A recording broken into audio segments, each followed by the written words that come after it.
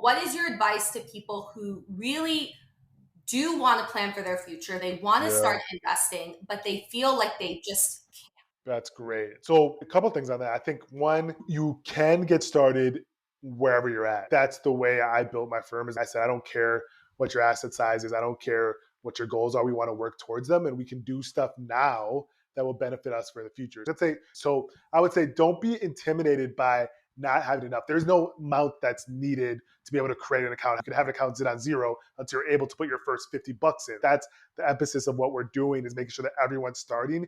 Because if you don't start now, if you don't have a plan now, if you're not working with someone now, when you do have enough, you won't be doing it because you won't have built that habit of already saving. So you need to start can't. wherever you're at, because that builds the habit of, oh, okay, hey, I just got a new job increase. I'm going to allocate more percentage of my check towards my account because I already know that's the right thing to do, and I'm seeing it growing because I started doing this 2 years ago.